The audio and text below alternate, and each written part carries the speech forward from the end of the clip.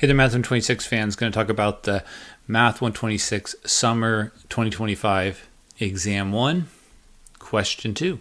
So page 2 of my exams tend to ask about lines and planes. I told the students this term that that's how it would be.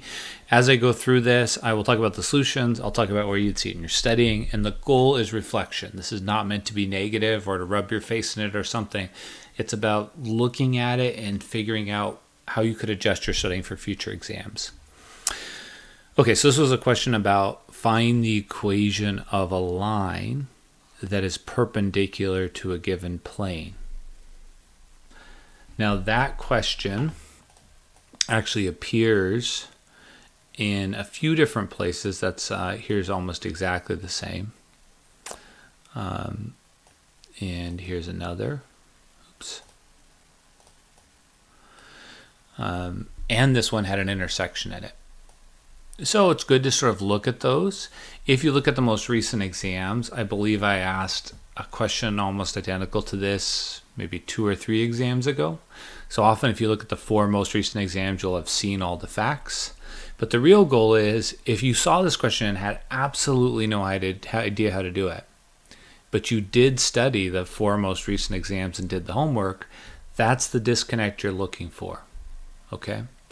So I will say a few things in a moment about what to do if you were stuck. But many times I said my first step when a plane is mentioned is I draw this picture. And I've been saying that to try to help people in these situations. So when I say I'm trying to find the equation of a line, got it, and it's perpendicular to this plane, the way I would visualize that plane is I would immediately draw this vector. And we did this quite a few times. And I find just drawing that helps a lot. So if you're thinking about like, what if I have to do this thing on the final? That's what I would do. So right now I'm just looking at the first sentence. I know there's more stuff here, but that doesn't mean you randomly grab at it. You read it carefully. You write down what you were given. This is what I was given. I was given some other random point, and I was told the line is perpendicular. And you can see how drawing the picture helps me see that the vector I want is in the same direction as the normal vector. I know we did a few of those in class. This was more about ideas. So if you missed that, then you missed that idea. I mean, this is usually one of the tougher things for people. So the fact that we had about 60% get it, great. The next step is to substitute. I think people are thinking of that they need to memorize some technique to do intersections. It's really combining conditions. When you talk about an intersection, you're trying to find when the x's are the same, when the y's are the same, and when the z's are the same. So if you understand that idea, you really don't have to memorize anything. I was a little disappointed that there was about 20% of the class, maybe 30, that just could not get from here to here without making one or multiple mistakes. That's kind of a more common reoccurring thing here. So the point there is 2 things. One is that this is completely checkable. You can take this and check it up here. It's kind of like electrical testing. So if you are prone to mistakes and you just noticed that you made a mistake in solving here, then you would build this into your routine where the moment you get down to the last step here, you plug, and you even could have just plugged it in and gotten the points and then checked if the points worked on there. So whenever you're solving, there's always the first step, the equation, and the last step, your answer. If you're taking a test and the points really matter to you, then you can go check. You put the -5 in here, and you have a calculator on this test. So worst case, you type it all in, and you see, do I get 17? So that would have caught the error for some of you. Okay, that's a comment there. But we also should just be able to handle this sequentially. So if you're having trouble with this, you clean it up step by step until you get t by itself, and then you plug it in, you get these values. Again, about 60% of the class got it, so it's not a huge thing. I thought that would be higher. Okay, the next question. The next question was about finding the equation of a plane.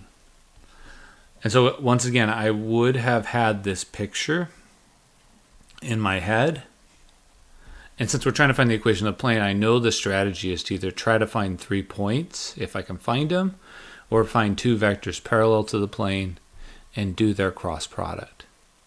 Okay, so that should be in our head immediately as a plan. Now they gave me 1 point, and then they gave me the intersection of 2 planes.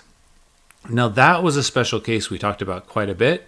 We said that how there were a few different approaches, but the advice I gave is every time you see the intersection of 2 planes, it would be wise to just immediately find 2 points. Because you almost always have to find 1, so you might as well find 2.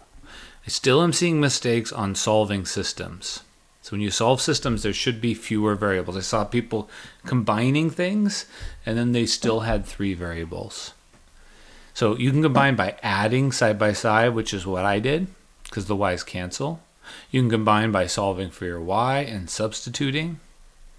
The point of solving was then you can pick a number, any number you want, and plug it in for one of the values. And then I was able to solve and get this has to be 3, because 12 divided by 4.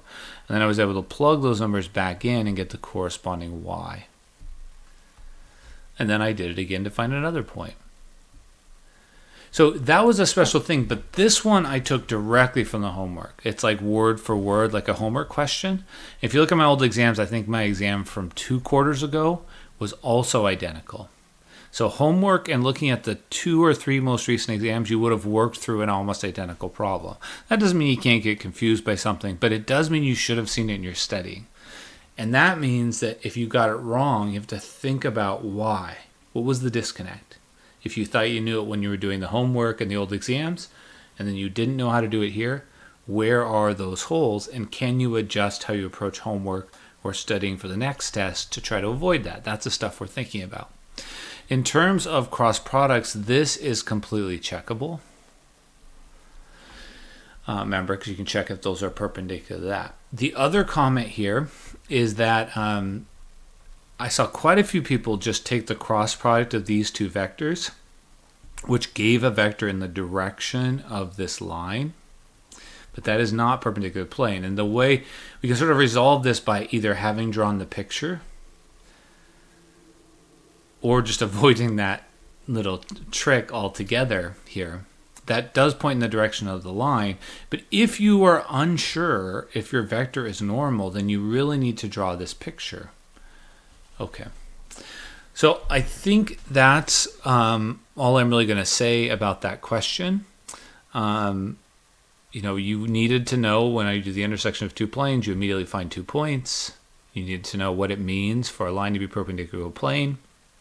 Honestly, those 2 questions are not the hardest questions of those types. So if those were really challenging for you, then this is a topic that might be worth a little bit of review because they're so important as you leave this course to be comfortable with lines and planes. All right, hope that helps.